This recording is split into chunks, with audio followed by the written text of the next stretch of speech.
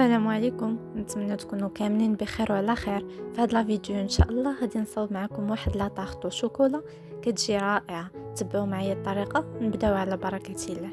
اول حاجه غادي ناخذ واحد لوبول غادي ندير فيه الطحين. بالنسبه للمقادير مضبوطه غادي نخليها لكم في الديسكريبسيون. نضيف عليه سكر كلاصي، وهنايا عندي فاني ونص خماره ديال الحلوى، واخر حاجه غادي نضيفها هي الزبده. هنايا غادي نخلط ديك الزبده مع الطحين وغادي يولي ليا الطحين بحال مرمل. نخليكم تشوفوا الطريقه في هذا الفيديو كيفاش غادي ندير ليها.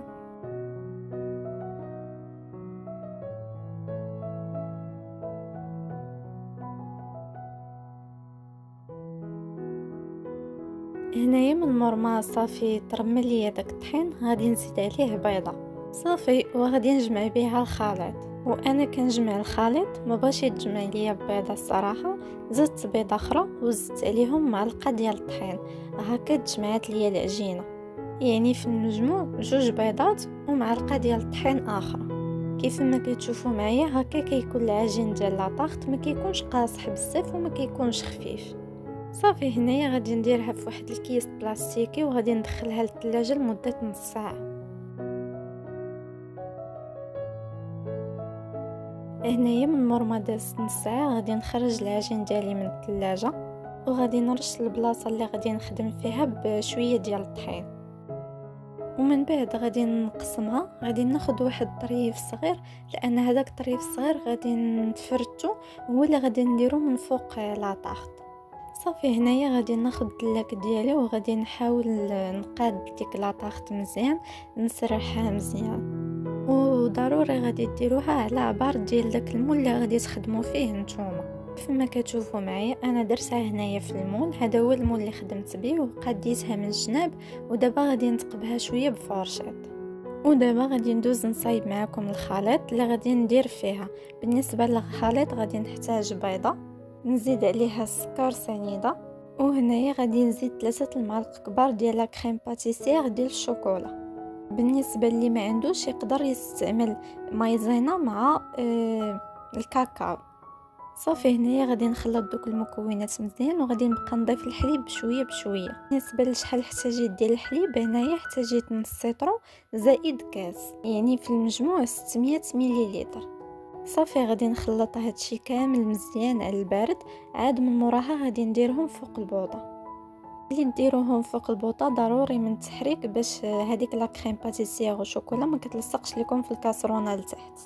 هنايا من مور ما درت الخليط فوق البوطه وحيدته كيكون هذا هو القوام ديالو، يعني كيكون ثقيل واحد شويه. صافي وزدت عليه طريفات ديال الشكلاط وحركته مزيان.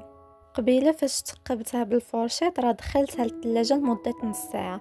هنايا خرجتها وكبيت من فوقها الخليط.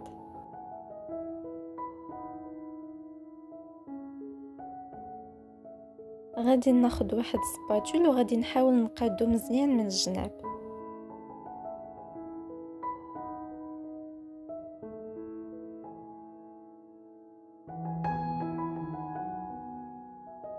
هذا هو العجين اللي قطعت قبيله، خديت منها شويه ضفت عليه فاني وضفت عليه شويه ديال الطحين وفرتته مزيان حتى ولا بحال هكا على شكل حبيبات. غادي نضيفهم من فوق الخليط.